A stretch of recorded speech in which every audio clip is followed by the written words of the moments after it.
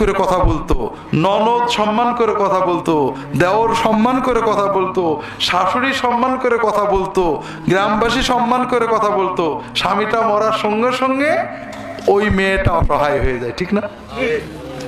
যে স্বামী স্ত্রীর জন্য খাটে, আয় করে, কেউ ওই বউটার খারাপ দৃষ্টিতে তাকালে লাফ মেরে যেয়ে পড়ে, সেই স্বামী কি করে এটা বউটা দেখে না, খালি কি করলো না এটাই চিন্তা করে।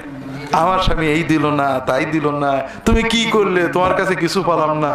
আল্লাহ রাসূল সাল্লাল্লাহু আলাইহি ওয়াসাল্লাম বলছেন, যে স্ত্রী স্বামীর অবদানের কথা মনে রাখে না, স্বামীর প্রতি কৃতজ্ঞতা তার নেই, সেই স্ত্রীর দিকে আল্লাহ তাকানি না। ও যতই সবে বরাত করুক আর যতই সদকদর করুক, আল্লাহ তাকান না। আর স্বামীর দায়িত্ব হলো বউ একটু বদমেজাজ করতে পারে, আল্লাহ তাআলা মেয়েদেরকে একটু আবেগ বেশি দিয়েছেন। আপনার ছেলের অসুখ, 2 মাসের 3 মাসের ছেলে, স্বামীরা বাবারা কি রাত জাগতে পারে? ঘুমায় পড়ে না? রাত কে জাগে? কে জাগে? মা জাগে। এত ঘুম কাতুরে মা, বাচ্চার অসুখ হলে রাতের পর রাত জাগে, ঘুমায় না। এটা হলো আবেগ, ইমোশন। এই কারণে রাতটা একটু বেশি হয়। আর আপনি যেমন ঘুমাতে পারেন, আপনার ধৈর্য বেশি হইতে হবে। এই জন্য আল্লাহ আপনার উপরে দায়িত্ব দিয়েছেন, বউ একটু রাগবাগ করলে সবর করবা, কারণ ওর আবেগটা বেশি, ও মা, ওর মাতৃত্বের দাবি, ওর মমতাও বেশি, আবেগও বেশি, রাগবেও বেশি, ঠান্ডা হবে তাড়াতাড়ি। এই জন্য তোমারও দায়িত্ব ভালো ব্যবহার করা, আর বউয়ের দায়িত্ব কৃতজ্ঞতা এবং আনুগত্য। এটা ইবাদত, আমরা গুরুত্ব দিই না। সন্তান, আমরা, আপনারা সবাই রাজনীতি করেন, আমি জানি কেমন রাজনীতি। বিকেল বেলা চায়ের দোকানে বসে একজন বিএনপির পক্ষে, একজন আওয়ামী লীগের পক্ষে, একজন জামাত ইসলামের পক্ষে নানান গেজাগেজি করেন, করেন না? করেন না? হ্যাঁ, মাশাআল্লাহ। গত 10 বছরে যত গেজাগেজি করেছেন, এতে আপনার কত সওয়াব হয়েছে? গুনাহ হয়েছে। আচ্ছা, দেশ ও জাতির কি উপকার হয়েছে?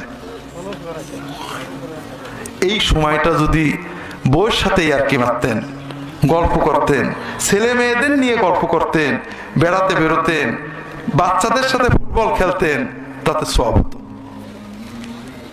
আল্লাহ সবচেয়ে বড় জিনিস দিয়েছেন পরিবার, সন্তান। আল্লাহ কোরআন কারীমে সূরা লুকমানে বলেছেন, ওয়ালাকাদ আতাইনা লুকমানাল হিকমা, লুকমানকে আমি বুদ্ধি জ্ঞান দিছিলাম। সেই জ্ঞানের প্রথম জিনিস কি? আল্লাহর শুকরিয়া করো। আর দ্বিতীয়, আল্লাহ কোরআনে সূরা লুকমানে বলেছেন, আমি বিস্তারিত বলবো না, সন্তান। লুকমান আলাইহিস সালাম বাচ্চাকে কি আদর করতেন, বসে বসে কি নসিহত করতেন, এগুলো কোরআনে আছে। সন্তান আমাদের সবচেয়ে বড় সম্পদ। বাপ কি করে? এই খারাপ ছেলেমেয়ের সাথে মিশবি না, এই সিনেমায় যাবি না, যে উনি চায়ের দোকানে আড্ডা দিচ্ছে, আর ও তো সিনেমায় যাবেই, ওর রক্তটাকে সিনেমা, ওর বন্ধুটাকে সিনেমা। আপনি বিকল্প ব্যবস্থা করেন, ওই ছেলেমেয়ের সাথে মিশবি না, তাই মিশবে কার সাথে? আপনি বেছে দিয়েছেন, ও তো মিশবি। আপনার দায়িত্ব ছিল বন্ধু জোগাড় করে দেওয়া। খেয়াল রাখবেন ও কার সাথে মেশে। তোমার বন্ধুদের দাওয়াত দেবা, আমি চা খাওয়াবো, নিয়ে আসবো দোকানে, গল্প করব, দেখবেন ও কেমন বন্ধুর সাথে মেশে। খারাপ হলে আস্তে আস্তে আউট করে দেবেন, ভালো বন্ধু জোগাড় করে দেবেন, ওকে নিয়ে বেড়াতে বেরোবেন, ওকে নিয়ে জামাতে মসজিদে যাবেন। কথা বোঝেননি? বড় সম্পদ কি? টাকা, দোকান না সন্তান? সন্তান। কাজেই আল্লাহ সন্তানদের সাথে সময় দেওয়া, আমাদের রাসূল সাল্লাল্লাহু আলাইহি ওয়াসাল্লাম সন্তানদের সাথে সময় দেওয়াকে ইবাদত বলে গণ্য করেছেন। এজন্য এগুলোর দিকে খেয়াল রাখবেন। সন্তানদের সাথে গল্প করবেন, বসে থাকবেন, মসজিদে নিয়ে যাবেন, বউয়ের সাথে সময় দেবেন, স্বামীর সাথে সময় দেবেন। এইভাবে প্রতিদিন আমরা হাজার হাজার নেকি বাড়াতে পারবো। কথা কি বুঝতে পেরেছেন? আর একটা কাজ আমরা বাংলাদেশের মুসলমানরা করি না, সেটা হলো আমরা বোবা শয়তান, শয়তানুন আখরাস। কথা বোঝেননি? এই যে আপনারা মুসল্লি মানুষ, আপনাদের আশেপাশে আত্মীয় স্বজনের ভিতরে বেনামাজি নেই, বেরোজাদার নেই, গুনাহ করে বেপরদা মানুষ নেই, মহিলারা যারা নামাজ পড়ে আশেপাশে বেপরদা মেয়ে ছেলে নেই? আপনারা কি প্রতিদিন দু একজনকে একটু নসিহত করেন। চায়ের দোকানে চা খান, দোকানদার নামাজ পড়ে না, জানেন তো? ও কিয়ামতের দিন বলবে, যখন কিয়ামতের দিন ফেরেশতারা ও ধরে দোজখে নিয়ে যাবে, ও বলবে যে আল্লাহ, আমার দোকানে হুজুররা চা খাইতো, বাজার করতো, মিষ্টি কিনতো, আমার পাশ দিয়ে যাইতো, কোনোদিন তো ভালো করে বুঝইনি যে নামাজ না পড়লে দোজখে যাইতেই হবে। আল্লাহ, আমার একার দোষ না, হুজুরের নেওয়া লাগবে। বিশ্বাস করেন আটকা পড়বেন। কথা বুঝতে পারছেন না? হাজরিন, আমরা এই যে এই মুসলমান যারা এখানে আছি কয়েকশো, প্রত্যেকে দিনে একজনকে নামাজের দাওয়াত দেব। আমাদের কয় টাকা খরচ হবে? নামাজের দাওয়াত দিলে মারে এমন মুসলমান বাংলাদেশে আছে? হ্যাঁ, আমরা অন্যায় করি। এই তুই নামাজ পড়লে কেমন মুসলমান, নামাজ পড়। তখন ও রাগ করে, নামাজ না পড়লে কি ইমান ঠিক আছে? কারণ আপনি বলেছেন খারাপ করে। কথা বোঝেননি? আমাদের দেশে ইন্স্যুরেন্স কোম্পানি আছে না, ওর এজেন্টরা আছে না, আপনাদের কাছে যায় না? অনেক বুঝই, বুঝানোর পরে আপনি যখন এই বাদ দে সব চিটারি, ও কি গায়ে দেয় নাকি? রাগ করে? কেন করেন? ওর রাগ নেই? ওর রক্ত মাংসের মানুষ না তো, রাগ করে না কে? হ্যাঁ, ওর একটা ব্যবসা আছে।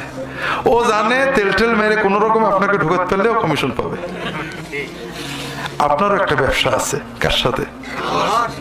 কোন রকমে একজন মানুষকে যদি মসজিদে ঢুকাতে পারেন, ও জীবনে যত নেকামল করবে, ওর ওসিলায় জীবনে যত নেকামল হবে, কিয়ামত পর্যন্ত আপনি 100% কমিশন পাবেন। কাজেই আল্লাহর কাছে ফজরের নামাজ পড়ে আকাইন দিকে, আল্লাহ আজকে ওই কাস্টমারটা ধরবো, আল্লাহ তুমি দয়া করে আমার মাধ্যমে ওকে মসজিদে নেবে, আর কেউ যেন চান্স না পাই, আল্লাহ আমি ওকে মসজিদে নিয়ে আমি জান্নাতে যাব। দোয়া করে বেরোবেন, ওর ধরবেন, ও একবার না ধরলে ভাই একটু চল, একবারের জন্য চল, তোর আমি মসজিদে নিয়ে আমি আল্লাহর জান্নাতে যাব। দেখবেন ও চলে আসবে, জোকের মতো ধরবেন। যতই রাগ করুক কিছু বলবেন না, আদর করে, কারণ আপনার বিজনেস আছে কার সাথে? হ্যাঁ, কমিশন এজেন্ট এত রাগ, কিন্তু ও বিজনেসের চিন্তায় রাগ করে না। আপনি রাগ করবেন না। যদি এক কথাই চলে আসে, তাহলে সওয়াব বেশি না 5 বার গাল দিয়ে রাগ করে আসলে আপনার সওয়াব বেশি?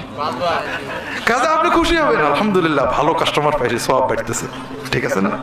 কাজেই ভাইরা, প্রতিদিন অন্তত একজন মানুষকে একটা ভালো পথে দাওয়াত দেবেন, দিনের দাওয়াত দেবেন। কোন দলের না, আপনার দল থাকতে পারে, কিন্তু মুসলমানকে আল্লাহর পথে রাখবেন। নামাজের কথা বলবেন, হালাল খাওয়ার কথা বলবেন, বউয়ের সাথে ভালো ব্যবহারের কথা বলবেন, স্বামীর সাথে ভালো ব্যবহারের কথা বলবেন, ছেলে মেয়েকে কোরআন শেখানোর কথা বলবেন, পর্দার কথা বলবেন, যেগুলো আল্লাহর কোরআনে নবীর হাদিসে স্পষ্ট আছে ওইগুলোর দাওয়াত দেবেন।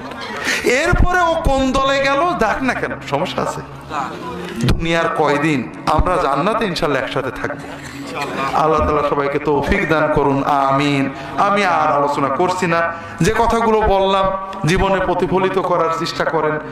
আল্লাহর দিনের দাওয়াত এগুলো করবেন, পরিবারকে সুন্দর রাখার চেষ্টা করবেন, কারণ দুনিয়াতে কেউ আমাদের সাথে না হলো আল্লাহ কোরআনে বলেছেন, যদি আমার আওলাদেরা ঠিক হয়, জান্নাতে আমি আমার স্ত্রী এবং সন্তানদেরকে একসাথে পাবো ইনশাআল্লাহ। কাজেই আমার বউ রান্নার লোক না, আমার বউ বিছানার সাথী না, আমার বউ ইনশাআল্লাহ জান্নাতেরও সাথী হবে। আমার স্বামী বাজারের লোক না, আমার স্বামী বিছানার সাথী না, শুধু আমার স্বামী ইনশাআল্লাহ জান্নাতের সাথী। সেইভাবে চলতে হবে। কথা বুঝতে পেরেছেন? আমার ছেলে মেয়ে দুনিয়ার চোখের শান্তি না, জান্নাতেও সাথে থাকবে, এই চিন্তায় চলতে হবে।